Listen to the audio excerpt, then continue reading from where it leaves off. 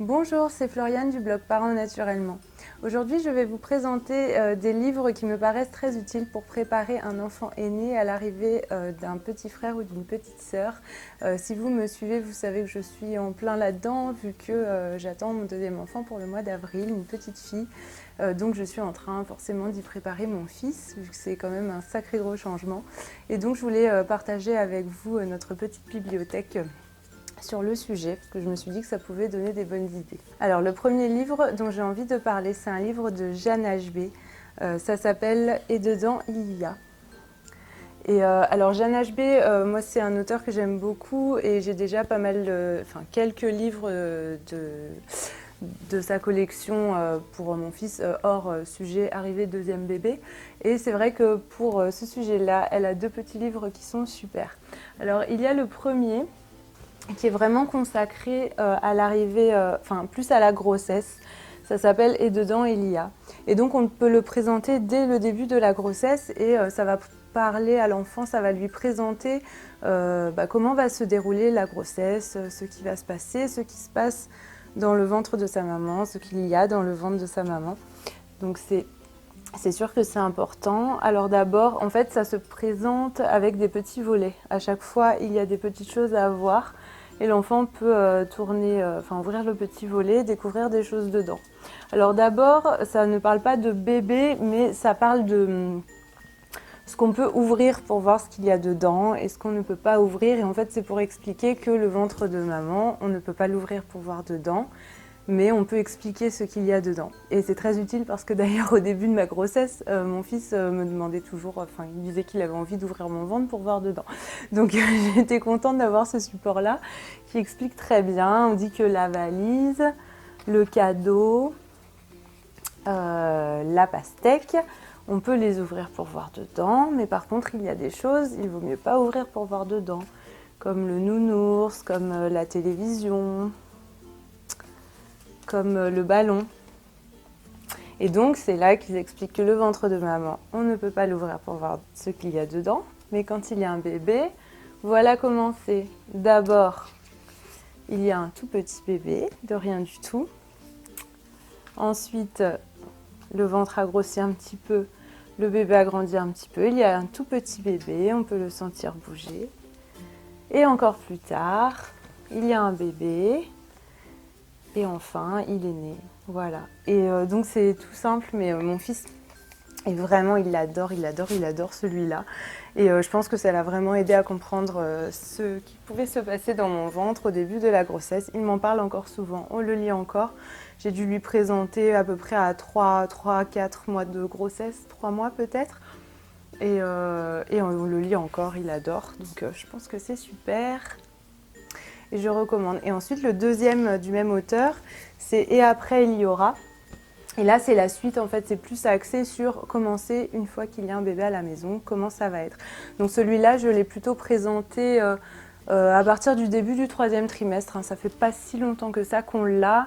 Oui, j'ai dû le présenter entre 6 et 7 mois de grossesse. Avant, ça me paraissait trop loin, en fait, pour parler de ces choses-là.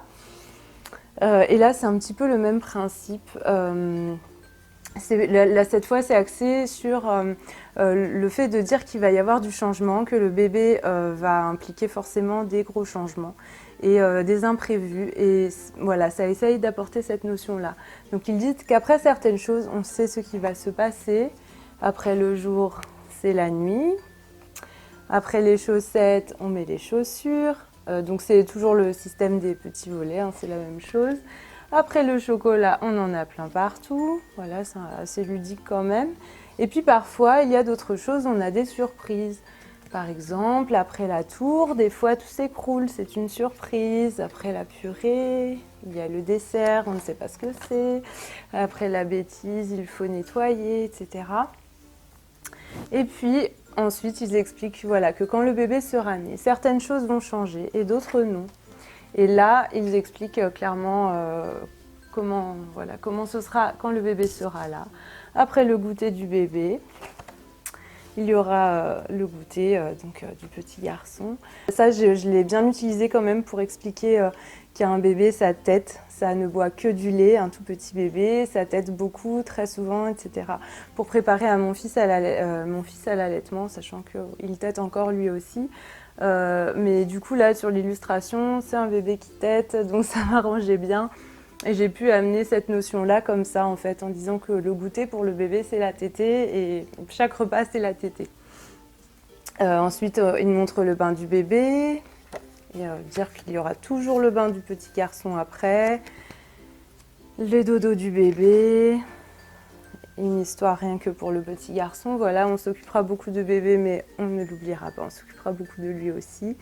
Et puis, encore après, il y aura 2 grands amis. Voilà, je le trouve très mignon. À la fois, ça apprend des choses, ça aide à préparer l'arrivée. Et puis, c'est assez ludique, assez mignon. Enfin, voilà. Il plaît beaucoup à mon fils aussi. Ces deux-là, je les recommande vraiment très vivement pour préparer l'arrivée d'un bébé. Alors ensuite, un autre que j'aime énormément, que mon fils aime énormément aussi, et je le mets au top, comme les deux que je viens de vous présenter. Ça s'appelle « Il y a une maison dans ma maman ». Et donc il est relativement long, il faut voir selon l'âge de l'enfant. Après, je pense qu'avec un petit, par exemple, avant 2 ans, ça fait peut-être trop long, mais on peut peut-être adapter un petit peu pour raccourcir le texte. En tout cas, pour l'âge de mon fils, qui va avoir 3 ans bientôt, ça va très bien. On le lit depuis plusieurs mois aussi, d'ailleurs. Et en fait, voilà, il explique à chaque fois, donc c'est un petit garçon, sa maman attend un bébé, il explique qu'il y a une maison dans sa maman, avec un bébé qui grandit dedans. Et il fait beaucoup cette analogie avec la maison. Il parle de l'échographie à la maternité, il parle du liquide amniotique, ils ne disent pas liquide amniotique, mais que à l'intérieur c'est que de l'eau, il fait chaud, c'est comme une baignoire. Voilà, on explique quand même des choses à ce niveau-là, et que le ventre de sa maman grandit tous les jours, que sa maman mange beaucoup parce que elle a besoin de nourrir le bébé. Ils parlent du cordon ombilical, donc ils ne le nomment pas comme ça, mais ils disent que ce qu'elle mange arrive au bébé par un tuyau, que la maman est très fatiguée parce qu'elle attend un bébé, que des fois il faut la laisser tranquille, qu'elle a besoin de se reposer. Donc ça, je m'en sers des fois aussi, si j'ai besoin d'expliquer à mon fils que j'ai besoin de m'allonger un petit peu, que là je suis fatiguée, je trouve que c'est utile. Il dit qu'il n'a pas trouvé de fenêtre pour regarder dans le ventre, donc ça c'est mignon. Il se projette dans l'arrivée du bébé, il pourra lui montrer ses jouets, etc. Et il dit qu'il lui fait des câlins à travers le ventre, qu'il lui fait des caresses. Donc voilà, c'est très mignon. Je sais que mon fils, quand il fait la même chose, des fois, il me parle du livre aussi, qu'il sent les petits coups de pied. C'est vrai que c'est très axé sur la grossesse, le quotidien de la grossesse, avec une maman qui attend un bébé. Il dit qu'il a hâte de rencontrer le bébé. Et puis à la fin, eh bien voilà, le bébé est né, il est sorti du ventre. Et voilà, il est là. Il n'y a plus personne dans le ventre. Voilà, celui-là, je l'aime vraiment beaucoup. Je trouve qu'il explique quand même énormément de choses. Et quand on le présente vers le début de la grossesse, en tout cas au début, on l'a annoncé forcément, à l'enfant, il peut quand même mieux comprendre le quotidien avec une maman enceinte, que parfois elle est fatiguée, mieux comprendre ce qui se passe dans son ventre et ce qui va se passer ensuite, que le bébé va sortir.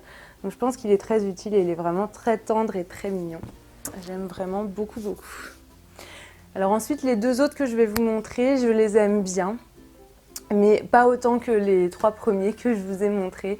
Je pense qu'ils sont très bien. Après, moi, des fois, j'ai fait des petites adaptations aussi. Enfin, j'ai des petites choses qui me plaisent un peu moins.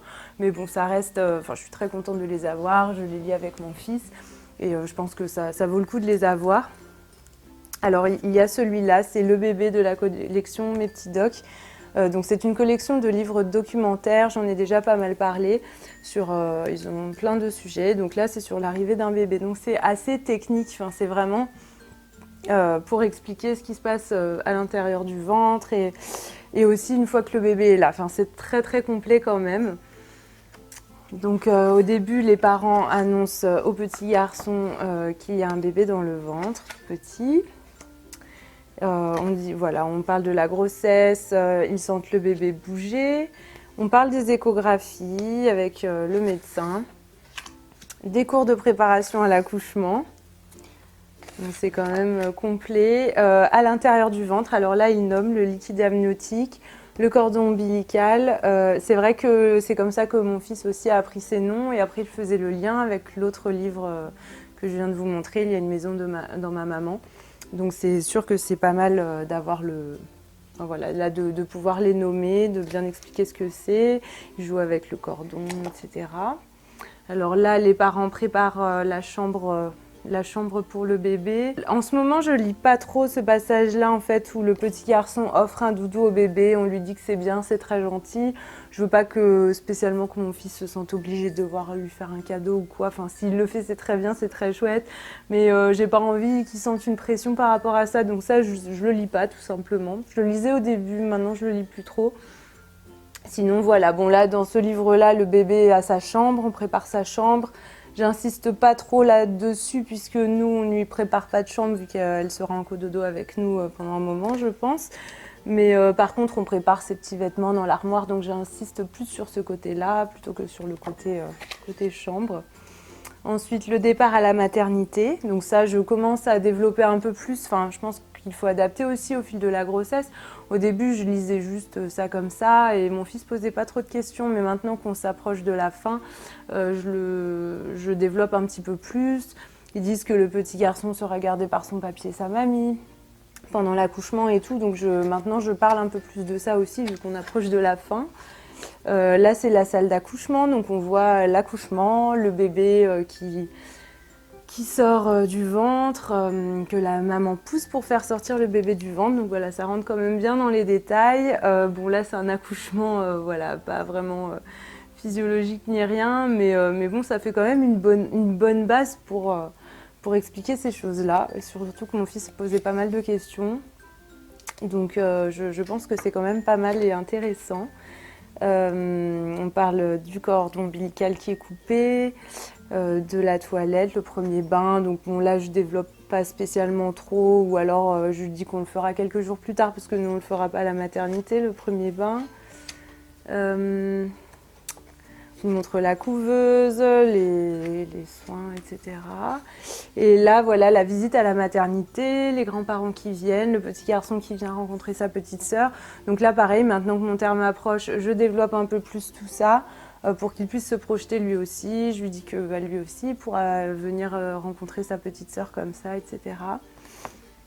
Ah oui, alors par contre, là, il commence à dire qu'il commence à être un peu jaloux parce qu'on s'occupe beaucoup de sa petite sœur et il n'y en a que pour elle, en gros. Et puis sur cette page-là aussi, ils insistent sur le fait que voilà, on s'occupe que de la petite sœur et qu'il se sent délaissé, etc. Ça, volontairement, je ne lui lis pas. De ce passage-là, je zappe complètement. Et puis ça, j'adapte. Je dis, au lieu de dire depuis qu'ils sont rentrés à la maison, on ne s'occupe que du bébé, je dis on s'occupe beaucoup du bébé. Et je développe le fait qu'un bébé, ça demande beaucoup de soins, beaucoup de temps, beaucoup d'attention. Mais je ne vais pas dire que on ne s'occupe que du bébé et que le petit garçon est jaloux. Parce que je me dis, c'est un peu se créer des problèmes à l'avance. Si un jour, il manifeste de la jalousie, eh bien là, on pourra développer ça et en parler. Mais je me dis, je ne vais pas en parler alors que pour l'instant, tout va bien et qu'il ne montre pas du tout de jalousie. Je ne veux pas lui mettre ces idées-là dans la tête. Enfin, je trouve que c'est une manière assez négative de présenter l'arrivée du bébé finalement. Donc, je préfère être réaliste sur les contraintes de l'arrivée d'un bébé, sur le fait que ça... Je lui explique comment c'est, que ça prend beaucoup de temps, beaucoup de soins, etc. Mais par contre, je ne vais pas aller lui mettre dans la tête qu'il devrait être jaloux et qu'on ne va plus s'occuper de lui. Enfin, je me dis que, je sais pas, je le sens pas, j'ai pas envie, je préfère pas. Et voilà, et là, après, finalement, il est content, il est fier d'avoir une petite sœur, et voilà. Donc celui-là, c'est vrai qu'il est quand même intéressant parce qu'il développe pas mal de choses assez techniques, le liquide amniotique, le cordon ombilical, le séjour à la maternité. Enfin oui, même le déroulement, comment ça se passe, l'accouchement. Donc ça peut aider à expliquer ces choses-là, surtout si l'enfant est un peu plus grand. Enfin, pareil, s'il a moins de 2 ans, c'est peut-être pas trop développé, mais pour un enfant qui a de plus de 3 ans, peut-être qui se pose ces questions-là, ça peut être un bon support pour y répondre aussi. Et le tout dernier, alors ça s'appelle « Ma maman a besoin de moi ». C'est le dernier que j'ai acheté, ça fait vraiment pas longtemps du tout que j'ai commencé à le lire à mon fils. Il est long, je pense que pour les vraiment petits, c'est sûrement trop long. Il est intéressant dans le sens où je pense que ça peut aider l'enfant à se projeter sur le quotidien à la maison avec un bébé. Et ça, c'est ce que je recherchais parce que je trouvais que je n'avais pas encore assez de support par rapport à ça et je voulais que mon fils puisse commencer à visualiser plus comment ça allait se passer. Alors en fait, c'est un petit garçon, sa maman rentre de la maternité donc avec sa petite sœur. Bon, pour moi, ça tombe bien, à chaque fois c'est un grand frère et sa petite sœur, tant mieux pour moi.